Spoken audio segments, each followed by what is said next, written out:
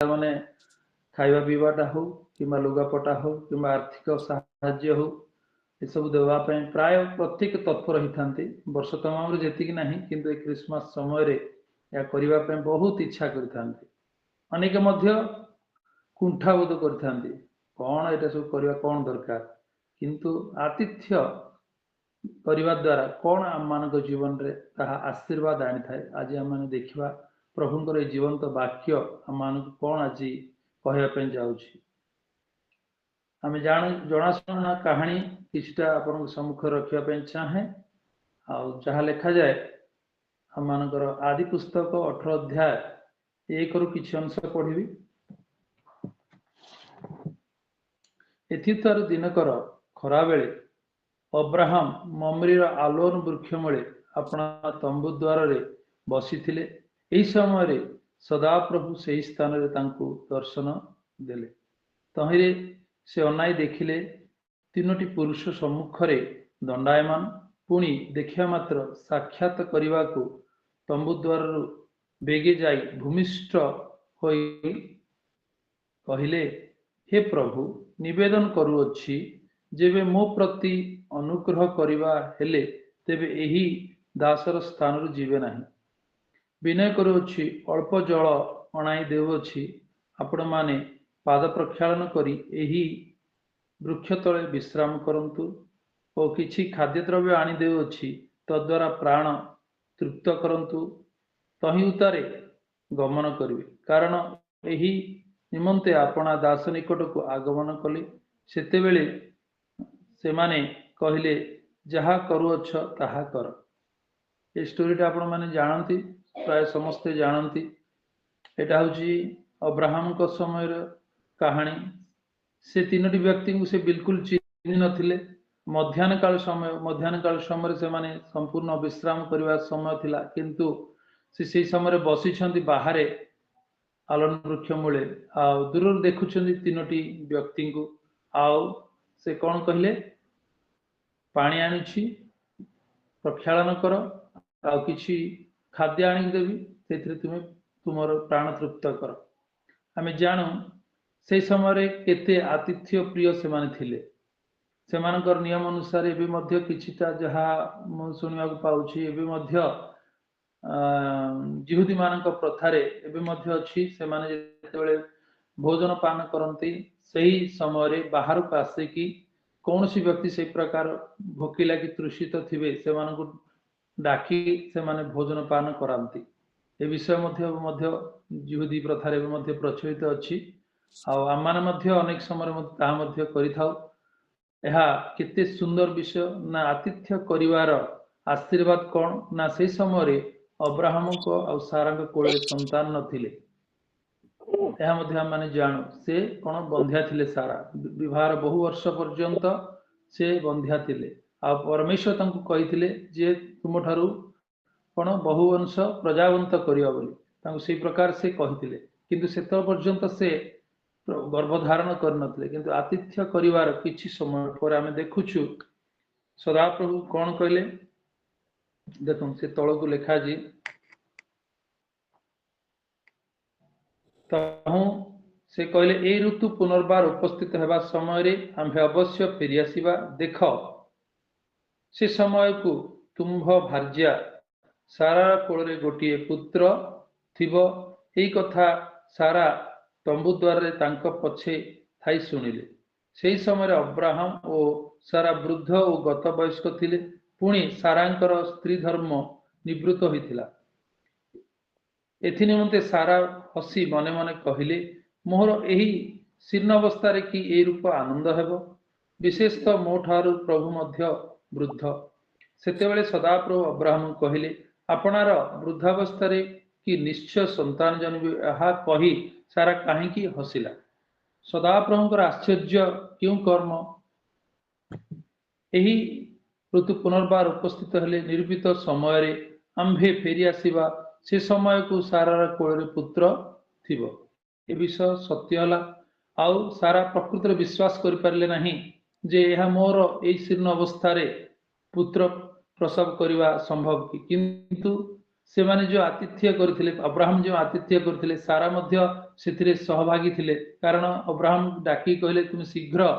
कोन ना जाई उत्तम गहम रो जो अटा अछि ता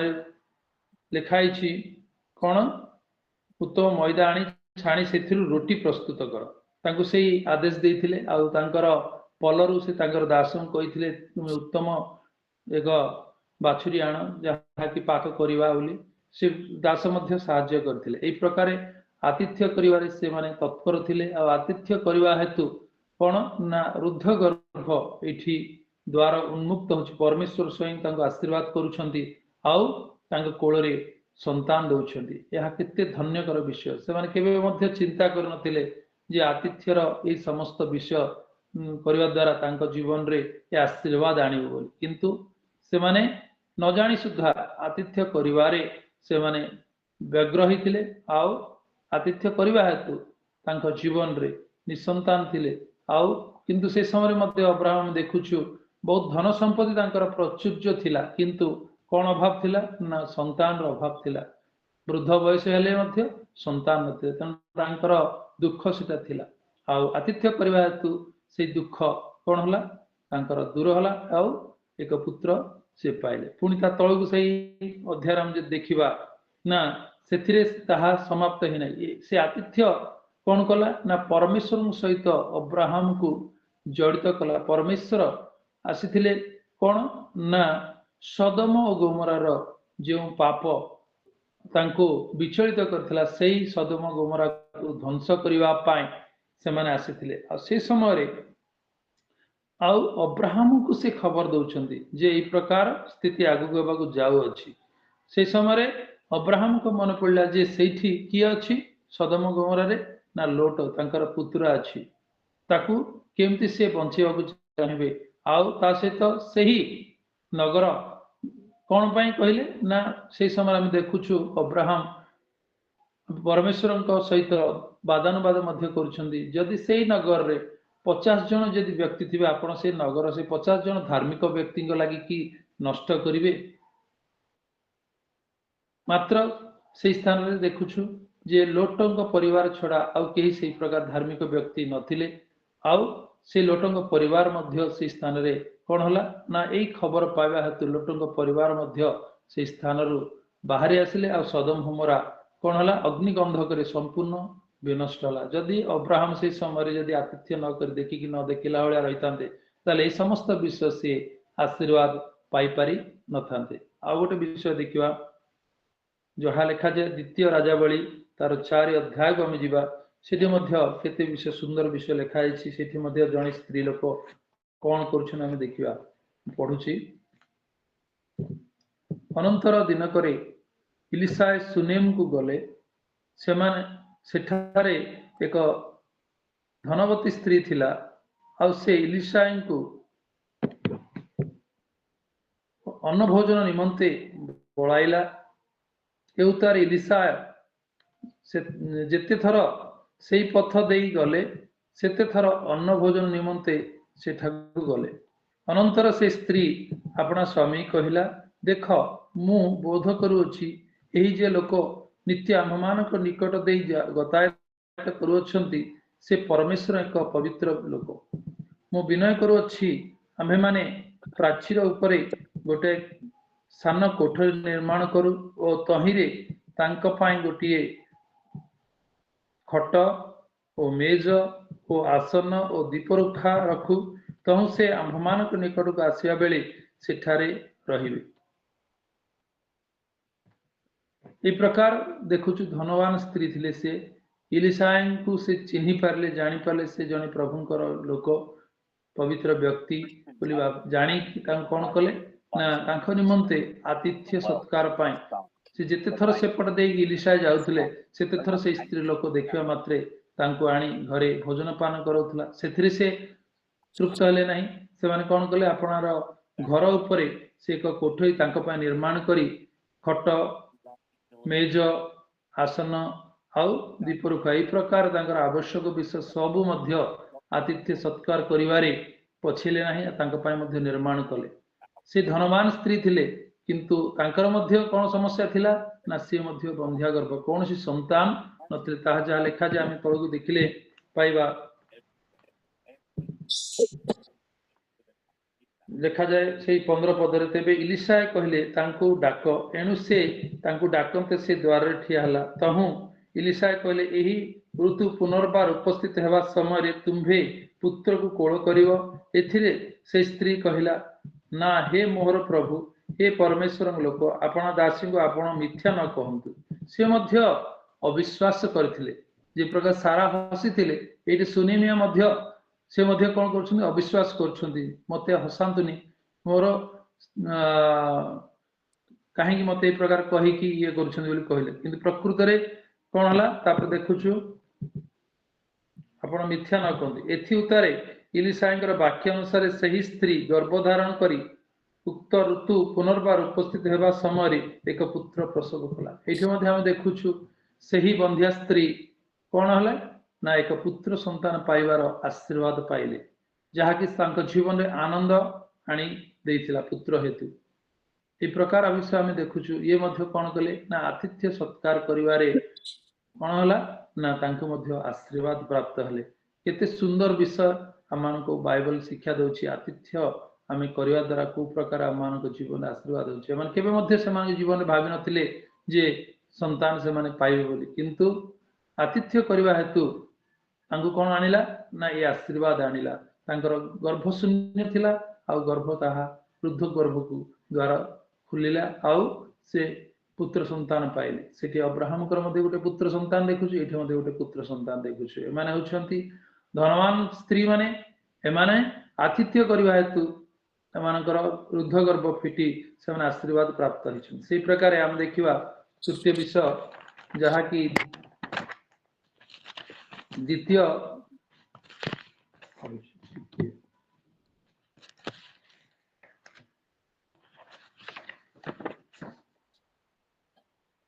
प्रथम राजावली तार 17 अध्याय को दिबा सेठी बहुत सुंदर विषय मते सेठी गोटे विषय देखिबा कहानी प्रथम राजावली 17 अध्याय कोन मते जानि छथि जणा सुना कहानी बाइबल रे लिखा है 10 प्रथम राजावली 17:10 पद मु पढुछि तहिले से उठी सारिपत गले और से नगर द्वार निकट उपस्थित हुंते देख एक विधवा स्त्री सेठे काठ साउंटु अछि तहु से ताहाकु डाकी कहले विनय करू अछि गोटे पात्र रे किछि जल आण मु पान करबी एणु से स्त्री ताहा आनिबा पई जिबा बेले से ताहाकु पुणी डाकी कहले विनय करू अछि मो पई खंडे रोटी हाथ रे आण तहु से कहला सदा प्रभु तुम्भ परमेश्वर जीवित थिबा प्रमाणे मुठारे गोटे पिठा नाही केवल कलशरे मुठाए मैदा ओ पात्र रे अल्प तेल अछि आ देख मु दुई खंड पिठा दुई खंड काठ साउंटी अछि जेपरी ताहा नै जाय मो पाई ओ मो पुत्र पाई पाक करी खाइबु तहि उतरे मरिबु एथिरे एलियो ताहं कहले भय न कर जहा कहली ताहा जाई कर मात्र तहिरु प्रथमे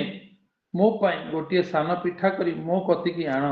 तहि उतारे तुम्भ पाई और तुम्भ पुत्र पाई कर कारण सदाप्रभु इस्राएल परमेश्वर एई कथा कहंती जे पर्यंत सदाप्रभु भूमि रे वृष्टि न वर्षांती से दिन पर्यंत मैदा कलश शून्य हेब नाही कियबा पात्र रे तैल अभाव हेब नाही एटा देखंतु केते सुंदर विषय तापर आउरी अछि अछि बुझेबी एठी आपण जणासुना कहानी एटा हम जानु एठी एलिया विषय लिखा जायछि एलिया गो पाई परमेश्वर कौन करथिले पूर्वरु योजना करथिले से कोठी कहिथिले ना सारिफत को जीवा पाई से जणे विधवा स्त्री गरीब स्त्री आउ से माने होछन्ती गोटे विधवा स्त्री रा स्त्री आ गोटे पो थिले से बड़ी समय कौन ना दुर्भिक्ष पड़ता जहा कि एलिया भविष्यवाणी करथिले जे ई देशर दुर्भिक्ष आसु सेही समय परमेश्वर गो पाई परमेश्वर लोकन पाई कि आतिथ्य करथिले सेही सारिपत्र विधवा स्त्री जा पाखरे कि अल्प किछि शेष समय थिला अल्प मैदा हो तेल थिला खाई कि से माने कोन भाबिथिले ना एटा हे शेष आमानक पाई पिठा खाइबु आउ मरिबु किंतु सेमाने केबे मध्ये भाबी नथिले जे जने परमेश्वर लोकंकु आमे आतिथ्य एभली स्थिति रे करिवा से विधवा तार अभाव समय आउ एभली समय मध्य तांका मन कुंठा थिला देबा पई इच्छा नथिला किंतु बाध्यबाधकता हिसाब रे परमेश्वर लोकंक कथा मानी से कोन कले ना तांकर आतिथ्य सत्कार कले को समय रे दुर्भिक्ष समय रे अभाव समय रे जीवन शेष अवस्था समय रे जहा कि खाइ के हम शेष बाबा अल्प समय पर हम माँ आउ पुओ मरिबो बोली से कहउछन स्पष्ट रूपे जे हम पाखरे आउ किछि नाही प्रभु दास कहला समय रे किंतु तथापि से कोन कले ना तांको कथा मानिले तांको आतिथ्य कले आतिथ्य करबा हेतु कोन हला आमे देखुछु ना जेते दिन पर्यंत से स्थान रे दुर्भिक्ष थला तांकर सेई कोन ना पात्र रे मैदा शून्य हबो नाही कि कलश शून्य हबो नाही कि अब पात्र रे तैल अभाव हेबो ना ई प्रकार से आशीर्वाद कोन हला ना परमेश्वर तांकु देले कोन एटा हम देखुछु आतिथ्य करिया समय को समय रे अभाव समय रे अनाटन समय रे जहा कि शेष अवस्था हम पकरा किछि नाही बोली भाबिया सेई समय रे मध्य आशीर्वाद करिवा तो केवल जे से विधवा स्त्री आ पुओ जे आशीर्वाद प्राप्त हले ताहा नुहे ता सहित कोन ना तांकर जिते बंधु परिजन थिले समस्ते से आतिथ्यर फल से माने पाइले दुर्भिक्ष समय रे से मानकर सपरिवार प्रतिपालित हले प्रतिपोषित हले कोन ना आतिथ्य आनिबा एहा एक आशीर्वाद से परिवार पाइथिला ए प्रकार भाबे हम देखुछु बाइबल रे औरी अनेक एटा होछि पुरातन नियम रो किछिटा कहानी आपन मान कहली वर्तमान हम नूतन नियम को जीवा नूतन नियम रे देखिबा जा लिखा जाय लूक 7 अध्याय तार 37 रु 47 पाठ करिवा सेठी मध्ये बहुत सुंदर विषय देखा जायछि हम देखि एथु मध्ये किबळी भाबे हम शिक्षा करिवा जे कोन एठी हम देखिया को पाउछु 7 रो 37 रु पढुछि आ देखो सही नगर जने पापिष्ट स्त्री थिला जीसु सही फारुसी गृह रे भोजन रे बसी अछंती एहा जानि पारि से गोटे पात्र रे सुगंधी तैल आनी पछाड़े ताहांको पाद पाखरे ठिया होई रोदन करू करू अश्रु जल रे ताहांको पाद सिक्त करी निज मस्तक केसरे ताहा पोछियो को लागिला आउ ताहांको पाद को चुम्बन करू करू सही सुगंधी तैल लगाई देवा को लागिला ताहा देखी जो फारुसी ताहांको निमंत्रण करथिले से मने मने कहले ये जदि भाववादी होइथांता ताहले एहाकु जे स्पर्श करू से किए ओ की प्रकार स्त्री अर्थात से जे पापिष्टा एहा जानि थांता जीसु तांको उत्तर देले सिमोन तुम्भकु मोहर किछि कहिवार अछि से कहले गुरु कहंतु जणे महाजनकर दुई जण ऋणी थिले जणे 50 ओ आउ जणे 50 टंका ऋण करथिले परिशोध करिवाकु सेमानकर किछि नथिबारु से उभयंकर ऋण छाड़ी देले एणु सेमानक मध्यरु किए तांको अधिक प्रेम करिवो सिमोन उत्तर देले मोर बोध हुए से जहार अधिक ऋण छाड़ी देले से तांको कहले तुम्भे यथार्थ विचार कलो आउ से सही स्त्रीपति मुख फराई सिमोन कहले ए स्त्री देखोछ मु तुम्भ गृह को आसिली तुम्भे मो पाद पाई पानी देलो नाही किंतु ये अश्रु जल रे मोर पाद सिक्त करी निज केसरे ताहा पोछि देला तुम्भे मते चुंबन कलो नाही किंतु मु भीतर को आसीबा समय ठार ये मोर पाद चुंबन करिवारु क्षांत होई नाही तुम्भे मोहर मस्तक रे तैल लगाइलो नाही किंतु ये मोहर पाद रे सुगंधी तैल लगाइला एणु मु तुम्भको कहउछि एहार अनेक पाप क्षमा होइछि कारण से बहुत प्रेम कला किंतु जाहाको अल्प क्षमा दिया जे से अल्प प्रेम करे आउ से सही स्त्री की कहले तोहर पाप सब क्षमा होई अछि एटी केते सुंदर विषय हम देखोछु सिमोन डाकी थिले आतिथ्य करिवा पाए किंतु सठिक भाव से आतिथ्य करि पार नथिले किंतु से पापिष्ट स्त्री तांको एई प्रकार आतिथ्य करिथिला जे स्वयं प्रभु ताको कोन कहउछंती तोर पाप क्षमा हैला बोले या सबुठारु बड़ उत्तम विषय हम नूतन नियम रे देखुछु ए आतिथ्यर आशीर्वाद कोन करि अछि ना से पापिष्ट स्त्री से केबे मध्य जानि नथिला जे तार पाप क्षमा हबो आउ से पापर मुक्त हबो आउ से कोन हबो ता जीवन धन्य हबो କାହାର ନା ପ୍ରଭୁ ଯୀଶୁଙ୍କୁ ସେ ଆତିଥ୍ୟ କରିଥିଲା। ଆଜି ଆମେ ଜାଣତରେ ହଉ ଅଜାଣତରେ ହଉ ଆମମାନେ ଯଦି ଯେକୌଣସି ଲୋକଙ୍କୁ ଆମେ ଆତିଥ୍ୟ କରୁ ପୂର୍ଣ୍ଣ ହୃଦୟରେ, ତାହା କ'ଣ କରିବ ନା ଆମମାନଙ୍କୁ ଆଶୀର୍ବାଦ ଆଣିବ, ଆମମାନଙ୍କ ଜୀବନରେ ପାପ କ୍ଷମା ଆଣିବ, ଆମମାନଙ୍କ ଜୀବନରେ କ'ଣ ଆଣିବ ନା ଅନନ୍ତ ଜୀବନ ଆଣିବ। ସେ ବିଷୟ ମଧ୍ୟ ଆମେ ଟିକେ ଦେଖିବା, ଅନନ୍ତ ଜୀବନ କେମିତି ଆସୁଛି ନା ଦେଖିବା। ଯାହା ଲେଖାଯାଏ ମାଥ୍ୟୁ ତାର 25:35 ଏ ପ୍ରକାର ଲେଖାଯାଏ। ସେଠି ସୁନ୍ଦର ବିଷୟ ଲେଖା ଅଛି। କ'ଣ ଆଣିବ ନା ଆତିଥ୍ୟ ଅନନ୍ତ ଜୀବନ ଆଡ଼କୁ ମଧ୍ୟ କଢ଼େଇ ନେବ, ଯାହାକି ଆମମାନଙ୍କର ସେ ଜୀବନ୍ତ ବାକ୍ୟରୁ ମାନେ ଆଜି ଶିକ୍ଷା କରୁ। 35 ସୁନ୍ଦର ଭାବେ ଲେଖା ହେଇଛି। ସେଠି ଲେଖା ହେଇଛି, କାରଣ ମୁଁ କ୍ଷୁଧିତ ଥିଲି, ତୁମମାନେ ମୋତେ ଭୋଜନ କରିବାକୁ ଦେଲ, ତୃଷିତ ଥିଲି, ମୋତେ ପାନ କରିବାକୁ ଦେଲ, ପ୍ରବାସୀ ଥିଲି, ମୋତେ ଆଶ୍ରୟ ଦେଲ। ଏଟା କିଏ କହୁଛନ୍ତି? ତା ପୂର୍ବରୁ ଟିକେ ପଢିବା। କ'ଣ? ମନୁଷ୍ୟ ପୁତ୍ର ଯେତେବେଳେ ସମସ୍ତ ଦୂତଙ୍କ ସହିତ ସ୍ୱମହିମାରେ ଆଗମନ କରିବେ, ସେତେବେଳେ ସେ ଆପଣା ଗୌରବମୟ ସିଂହାସନ ଉପବେଶନ କରିବେ। ପୁଣି ତାହାଙ୍କ ଛାମୁରେ, ଲେଖାଯାଏ ସେଇ 25:31 ମୁଁ ପଢୁଛି, ପୁଣି ତାହାଙ୍କ ଛାମୁରେ ସମସ୍ତ ଜାତି ଏକତ୍ର କ'ଣ କରାଯିବେ, ଆଉ ମେଷପାଳକ ଯେପରି ଛାଗଠାରୁ ମେଷ ପୃଥକ କରେ, ସେହିପରି ସେ ସେମାନଙ୍କୁ ପରସ୍ପର ଠାରୁ ପୃଥକ କରି ମେଷମାନଙ୍କୁ ଆପଣା ଦକ୍ଷିଣ ପାର୍ଶ୍ୱରେ ଓ ଛାଗମାନଙ୍କୁ ବାମ ପାର୍ଶ୍ୱରେ ରଖିବେ। ସେତେବେଳେ ରାଜା ଆପଣା ଦକ୍ଷିଣ ପାର୍ଶ୍ୱସ୍ଥ ଲୋକଙ୍କୁ କହିବେ, ଆସ ମୋର ପିତାଙ୍କ ଆଶୀର୍ବାଦ ପାତ୍ରମାନେ, ତୁମମାନଙ୍କ ନିମନ୍ତେ ଜଗତର ପତନାବଧି ଯେଉଁ ରାଜ୍ୟ ପ୍ରସ୍ତୁତ କରାଯାଇଛି ସେଥିରେ ଅଧିକାରୀ ହୁଅ। କ'ଣ ପାଇଁ ନା ତା ତଳେ ସେଟା ଲେଖିଲେ, କାରଣ ମୁଁ କ୍ଷୁଧିତ ଥିଲି, ତୁମମାନେ ମୋତେ ଭୋଜନ କରିବାକୁ ଦେଲ, ତୃଷିତ ଥିଲି, ମୋତେ ପାନ କରିବାକୁ ଦେଲ, ପ୍ରବାସୀ ଥିଲି, ମୋତେ ଆଶ୍ରୟ ଦେଲ। କେତେ ସୁନ୍ଦର ବିଷୟ। ସ୍ୱୟଂ ଯୀଶୁ ଏ ବିଷୟ କହୁଛନ୍ତି। ଶେଷ ଦିନର ସମୟ, ଆଉ ଆମମାନେ ଯଦି ଏଇ ପ୍ରକାର ପ୍ରଭୁଙ୍କ ଲୋକମାନଙ୍କୁ ଯଦି କିଛି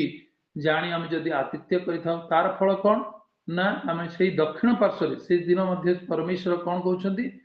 ସେତେବେଳେ ରାଜା ଆପଣ ଦକ୍ଷିଣ ପାର୍ଶ୍ୱସ୍ଥ ଲୋକଙ୍କୁ କହିବେ, ଆସ ମୋର ପିତାଙ୍କ ଆଶୀର୍ବାଦ ପାତ୍ରମାନେ। କୋଉମାନେ ଆଶୀର୍ବାଦ ପ୍ରାପ୍ତ ହେଉଛନ୍ତି? ଯେଉଁମାନେ କ୍ଷୁଧିତ ଅବସ୍ଥାରେ, ତୃଷିତ ଅବସ୍ଥାରେ, ଅଭାବ ଅବସ୍ଥାରେ, ଅନାଟନ ଅବସ୍ଥାରେ ସେମାନେ କ୍ଷୁଦ୍ର ବୋଲି ଜାଣି ଯାହାକୁ ସେମାନେ ଆପଣଙ୍କର ଆତିଥ୍ୟ କରିଛନ୍ତି, ସାହାଯ୍ୟ କରିଛନ୍ତି, ସେମାନେ କ'ଣ ହେବେ ନା ପରିତ୍ରାଣର ସ୍ଥାନରେ ସେମାନେ ରହିବେ। ଆଉ କ'ଣ ହବ? ସେମାନଙ୍କର ସମସ୍ତ ପାପ ଦୋଷ କ୍ଷମା ହେଇ ସେମାନେ କୋଉଠି ରହିବେ ନା ପିତାଙ୍କର ଦକ୍ଷିଣ ପାର୍ଶ୍ୱରେ, ଯୋଉଠିକି ଆଶୀର୍ବାଦ ପାତ୍ର ମାନେ ଅଛନ୍ତି, ସେଇ ସ୍ଥାନ ପାଇବେ। ଆତିଥ୍ୟର କେତେ ମହତ୍ ରହିଛି। ପ୍ରଭୁ ସ୍ୱୟଂ ଆମମାନଙ୍କୁ ଏଇ ବାଇବେଲର ପୁରାତନ ନିୟମରୁ ଆଉ ନୂତନ ନିୟମରୁ ଏଇଭଳି ଭାବେ ଆମମାନଙ୍କୁ ଆଜି ଶିକ୍ଷା ଦେଉଛନ୍ତି। ତେଣୁ ଆମେ ଆତିଥ୍ୟ କରିବାରେ କେବେ ମଧ୍ୟ ଆମେ ନ ପଛାଉ। ଆମମାନେ ଯେ ପ୍ରକାର ଆଶୀର୍ବାଦ ପ୍ରାପ୍ତ ହଉ ତାହା ଆମମାନେ ଜାଣୁ, ଆମେ ଅଜାଣତରେ ମଧ୍ୟ ଆମେ ଆଶୀର୍ବାଦ ପାଇଥାଉ ଯଦି ଆମେ ପୂର୍ଣ୍ଣ ହୃଦୟରେ ସେ ଆତିଥ୍ୟ ସତ୍କାର କରୁ। ତେଣୁ ଏ ବାକ୍ୟରେ ପ୍ରଭୁ ଆପଣମାନଙ୍କୁ ଆଉ ମୋତେ ଆଶୀର୍ବାଦ କରନ୍ତୁ। ଆମେନ୍।